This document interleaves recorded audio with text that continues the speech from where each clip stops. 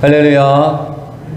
우리 앞뒤 좌우에 있는 사람들의 얼굴을 마주하며 이렇게 인사하도록 하겠습니다. 하나님의 평화가 당신과 함께하기를 원합니다. 네, 우리 화면을 보면서 다음 표현들을 한번 보도록 하겠습니다. 생명, 살림살이, 살림지기, 생명사랑, 시작하자. 창조주를 시작하면서 5주 동안 나누었던 말씀의 키워드입니다.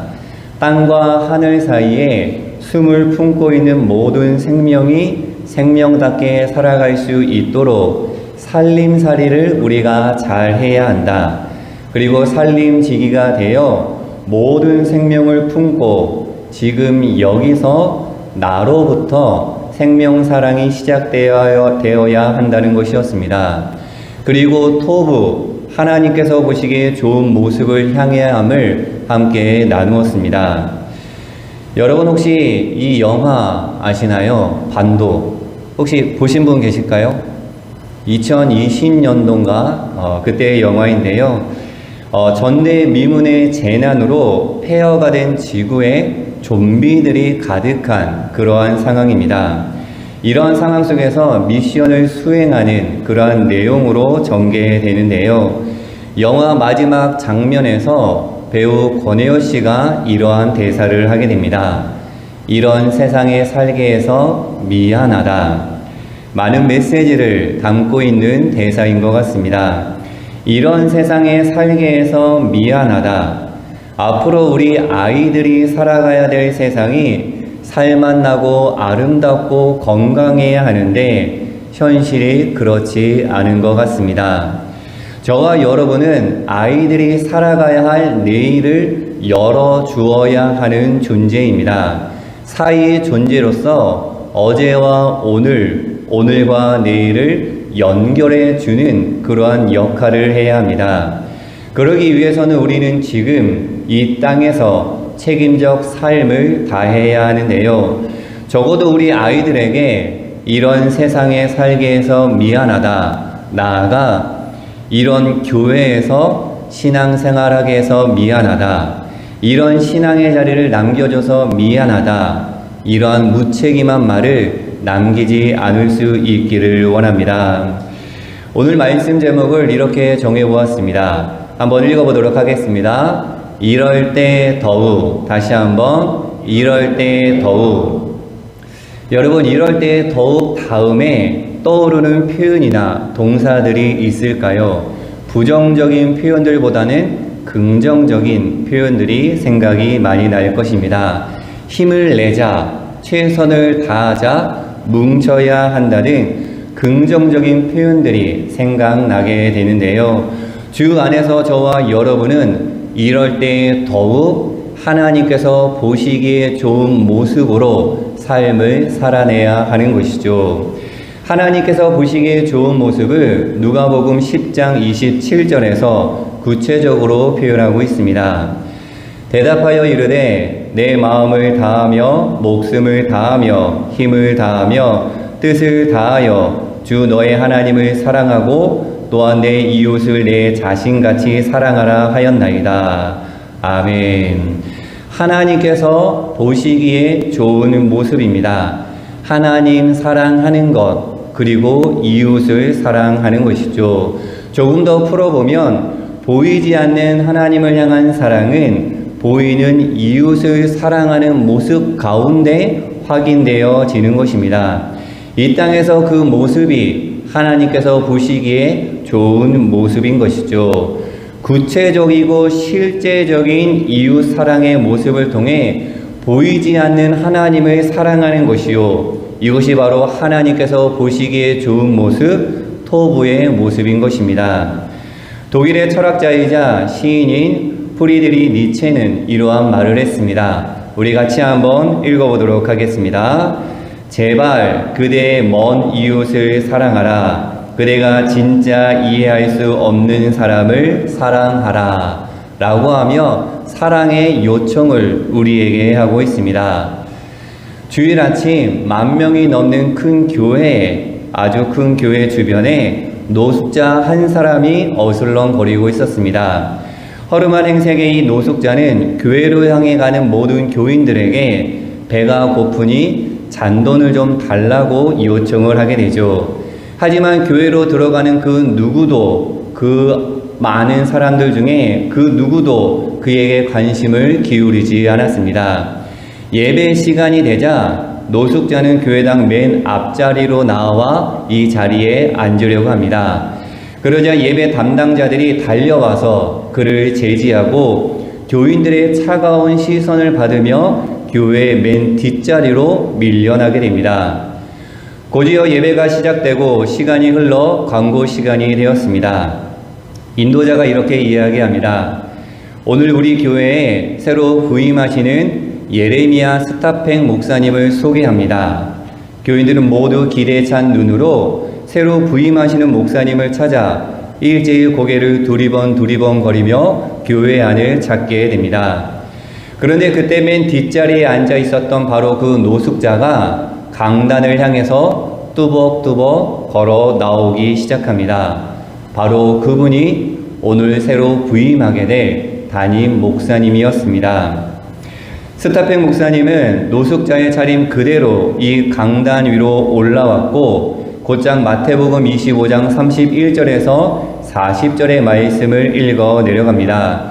말씀의 핵심은 이것입니다. 내가 줄일 때 너희가 먹을 것을 주었고 목마를 때 마시게 하였고 나그네 되었을 때 영접하였고 여기 내 형제 자매 중에 지극히 작은 자 하나에게 한 것이 곧 내게 한 것이니라.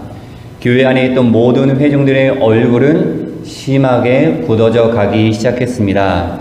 그리고 여기저기서 흐느끼는 소리가 들려오기 시작했는데요. 이 스타팽 목사님은 조용한 목소리로 설교 말씀을 이어갑니다. 오늘 아침에 많은 교인이 여기에 모이는 것을 보았습니다. 하지만 이 교회는 예수 그리스도의 교회는 아니었습니다. 이 세상에 교인들은 많으나 제자들은 부족합니다. 여러분들은 예수님의 제자입니까? 라는 말씀에 이어 설교 말씀을 이렇게 마무리합니다. 그리스도인이 된다는 것은 믿음의 고백, 믿는다는 것 이상의 의미를 가지고 있습니다. 그것은 이웃과 더불어 그리고 이웃 옆에서 함께 사는 삶입니다. 어느 한 목사님이 이러한 말씀을 했습니다. 우리 교회 교인들은 매주 1시간만 하나님 섬기기를 원하는 것 같습니다. 하지만 그것은 하나님의 계획이 아닙니다. 정말 여러분들은 예수님처럼 살고 있습니까? 라고 이야기를 합니다. 이럴 때 더욱 우리가 어떤 신앙의 모습으로 살아가야 하는지 그 실마리를 찾을 수 있는 그러한 이야기입니다. 구약 이스라엘 역사를 이렇게 표현할 수가 있습니다. 한번 따라해 보도록 하겠습니다. 나그네 이야기. 다시 한번 나그네 이야기. 나그네라 함은 자기 고장을 떠나 다른 곳에 잠시 머물거나 떠도는 사람, 낯선 사람을 예스럽게 부르는 말입니다. 이스라엘 역사의 시작인 아브라함, 그는 나그네였으며 떠돌이였습니다. 하나님의 부르심에 따라 고향과 친척, 아버지의 집을 떠났으며 평생 떠돌아 헤매는 삶을 살아내었습니다. 아브라함의 후손인 야곱 또한 파란만장한 여정 가운데 평생 떠돌이 인생을 살아내었습니다. 내 나이가 얼마냐라는 바로의 물음에 야곱은 이렇게 대답을 합니다. 야곱이 바로에게 대답하였다. 이 세상을 떠돌아다니는 횟수가 100년하고도 30년입니다. 저의 조상들이 세상을 떠돌던 횟수에 비하면 제가 누린 횟수는 얼마 되지 않지만 험악한 세월을 보냈습니다. 라고 이야기를 하죠. 이 떠돌이 삶은 출애굽 사건 속에서도 계속 이어집니다. 애굽에서 노예로 살아온 이스라엘 백성들을 히브리인이라고 바꾸어 부릅니다. 이 히브리인 자체가 힘이 없는 사람, 떠돌이라는 뜻을 갖고 있습니다. 애굽의 억압으로부터 탈출한 히브리인들은 광야에서 40년 동안 떠돌이 생활을 하게 됩니다. 그리고 가나안 땅에 들어가서 정착하여 삶을 사는 듯 싶었지만 바벨론 포로로 잡혀 또다시 떠돌이 생활을 하게 되죠. 그리고 포로로 잡혀간 이스라엘 백성들이 다시 돌아오는 이야기로 구약의 나그네 이야기는 마무리되게 됩니다. 출애굽하여 광야에서 떠돌이 생활을 하던 나그네 히브리인들에게 주신 하나님의 말씀입니다. 같이 한번 읽어보도록 하겠습니다. 너희는 너희에게 몸부쳐 사는 나그네를 학대하거나 억압해서는 안 된다. 너희도 이집트 땅에서 몸부쳐 살던 나그네였다. 아멘. 이스라엘 백성들이 나그네였으며 그런 너희를 여호와 하나님께서 보호하시고 인도하시고 사랑했듯이 너희도 나처럼 낯선 사람 나그네를 사랑하고 보호하고 그를 품어 주어야 한다는 하나님의 말씀인 것이죠. 그래서 이브리 기자는 이렇게 이어서 이야기합니다. 같이 고백하도록 하겠습니다. 서로 사랑하기를 계속하십시오. 나그네를 대접하기를 소홀히 하지 마십시오. 어떤 이들은 나그네를 대접하다가 자기들도 모르는 사이에 천사들을 대접하였습니다. 아멘. 자기도 모르는 사이에 천사를 대접한 이야기가 오늘 함께 읽은 창세기 말씀에 등장하게 됩니다. 아브라함은 헤브론 북방 마므레에 있는 상수리 나무숲 근처에 장막을 짓고 살고 있었습니다. 아브라함이 장막문 앞에 있던 어느 날입니다. 눈을 들어보니 낯선 세 사람이 문 앞에 서 있던 것입니다. 아브라함은 자신의 앞에 나타난 두 천사와 하나님을 알아보지 못하고 세 사람으로 그저 낯선 사람, 나그네로 인식하게 되죠. 세 사람을 보자마자 아브라함은 달려가게 됩니다. 그들의 발을 씻기며 환영하고 아내 사라에게 고운 가루로 빵을 만들게 하죠. 기름지고 좋은 송아지를 잡아 그들을 극진히 대접합니다. 낯선 사람을 정성을 다해 대접하며 환대하는 모습인 것이죠.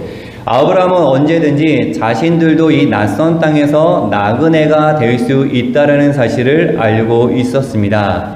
그래서 낯선 사람이 찾아오면 정성을 다해 마음을 다해 그들을 섬겼던 것이죠. 그런데 유독 오늘의 말씀 가운데 아브라함은 낯선 세 사람 나그네를 온 마음과 정성을 다하여 환대하였습니다. 이 세 사람은 사라에게 아들이 생길 것이라는 축복을 하게 됩니다. 아브라함과 사라는 알지도 못하는 낯선 사람, 낯선 나그네를 환대하였을 뿐인데 자손의 축복을 받은 이야기가 오늘 본문의 말씀인 것이죠. 빛의 화가라고 불리는 렘브란트가 그린 새 천사를 받드는 아브라함이라는 그림이 있습니다. 잘 보이시나요? 네, 아브라함이라는 그림이 보이는데요. 5명이 보여야 합니다. 등장인물은 3명의 천사, 그리고 아브라함, 저 뒤쪽에 있는 사라 보여야 합니다. 사라가 있습니다. 여러분들, 이 5명 중에 이 그림의 주인공이 누구라 생각하십니까? 아브라함일까요? 사라일까요? 그림을 잘 보면 3명의 천사는 상수리 나무 아래에 앉아 있습니다.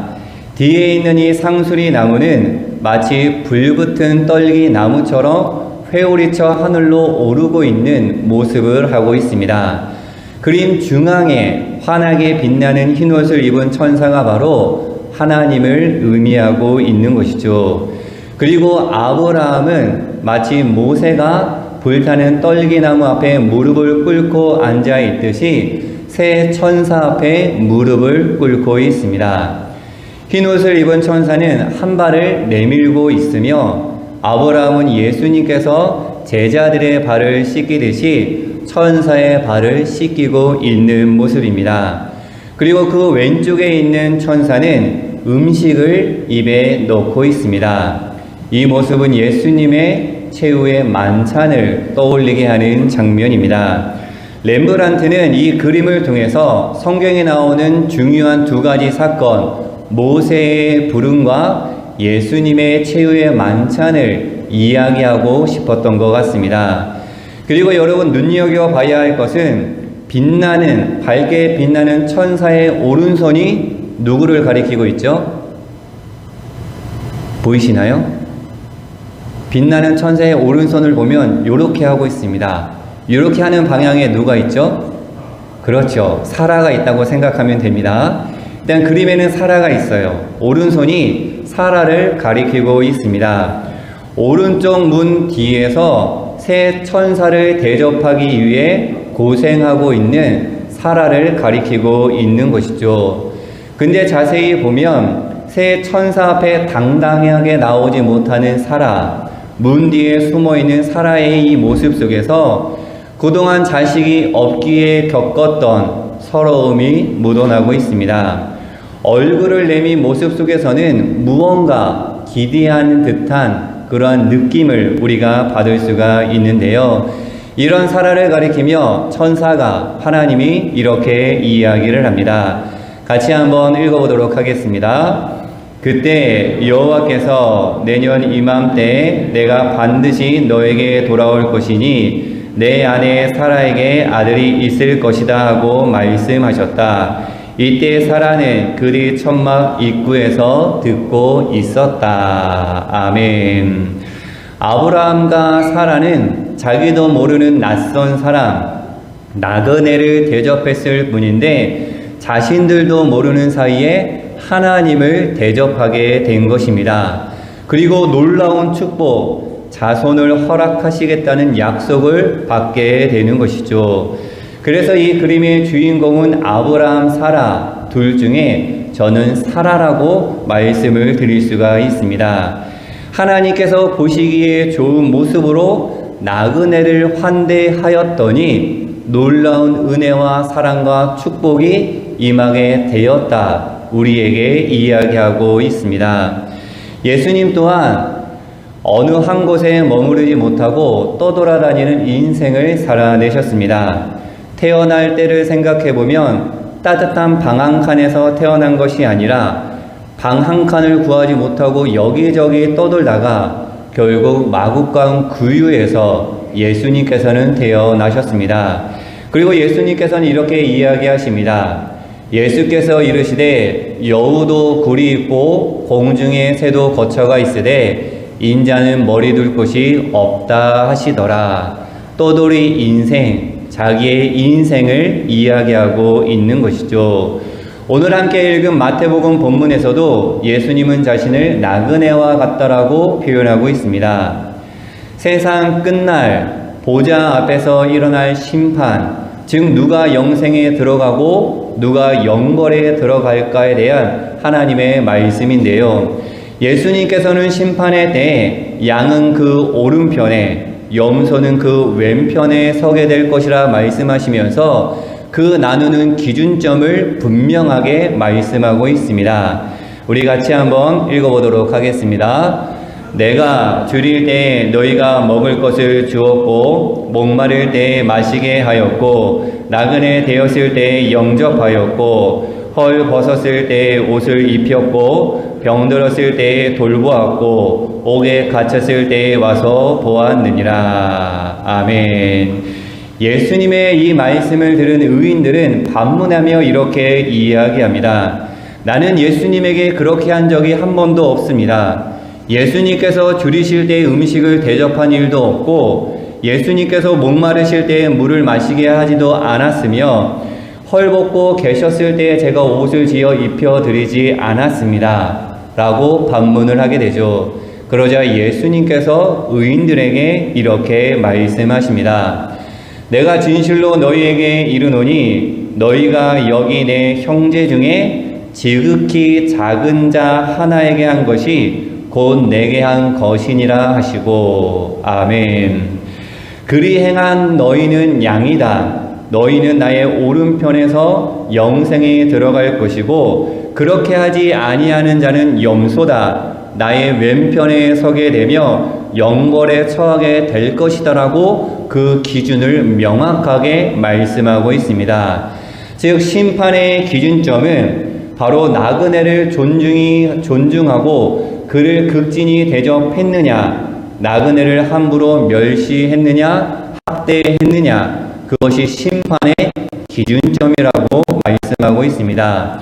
구체적이고 실제적인 이웃사랑의 삶을 너희가 살아내었느냐, 그렇지 않았느냐가 심판의 기준이라고 말씀하고 있습니다. 영진의 하늘가족 여러분, 본디 우리는 나그네입니다.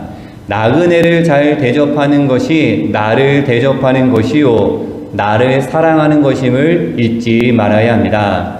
나아가 이웃을 사랑하는 것이 보이지 않는 하나님을 사랑하는 구체적인 방법임을 우리는 기억해야 합니다. 우리 주변에 나그네, 약자들이 너무나도 많이 있습니다. 사회적 약자요, 보잘것없는 사람들, 작은 사람들이 너무나도 많이 있습니다. 하나님이 아닌 인간이 정해놓은 기준에 의해 차별을 받는 사람들이 있는 것이죠. 사람답게, 생명답게 삶을 누릴 수 없는 그러한 기회조차 얻지 못하는 생명들이 많이 있는 것입니다. 나그네인 저와 여러분을 하나님께서 사랑하셔서 외면하지 않으시고 구원하신 것처럼 우리도 나그네, 이웃들, 니체가 말한 것처럼 먼 이웃을 사랑할 수 있는 저와 여러분의 사랑의 삶이 되기를 간절히 축복합니다. 어쩌면 저렇게 할 수 있을까? 어떻게 저 사람을 내가 사랑할 수 있을까? 어떻게 저 사람을 내가 품어낼 수 있을까? 라고 생각되는 그 먼 이웃을 사랑할 수 있는 저와 여러분의 진정한 신앙이 되기를 간절히 소망합니다.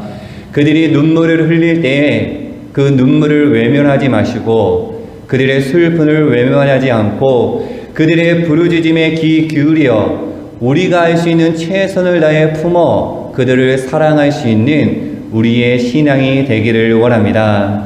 사랑하는 영진의 하늘 가족 여러분, 이럴 때 더욱 우리는 무엇을 해야 하느냐? 사랑해야 합니다.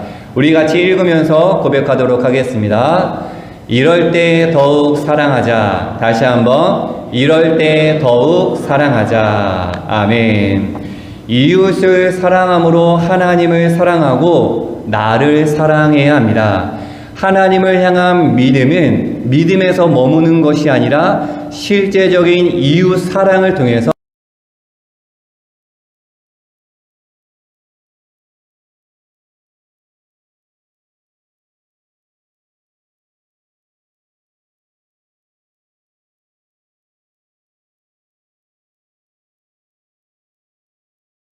이럴 때 더욱 서로를 사랑하고 이웃을 사랑하고 그 사랑함의 고백 가운데 하나님을 사랑한다 고백할 수 있는 저와 여러분이 되기를, 우리 사랑하는 영진교회 안에 사랑하기의 모습이 차고 넘치기를, 그래서 그 사랑이 흘러가기를 예수님의 이름으로 간절히 축원합니다.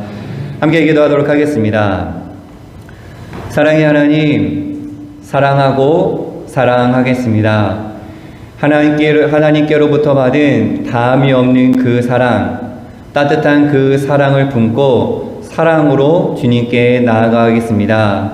이럴 때 더욱 사랑하며 주님을 사랑하겠다라고 결단하는 우리의 삶 가운데 주여 동행하여 주시옵소서. 감사드리며 예수 그리스도의 이름으로 간절히 기도하옵나이다. 아멘.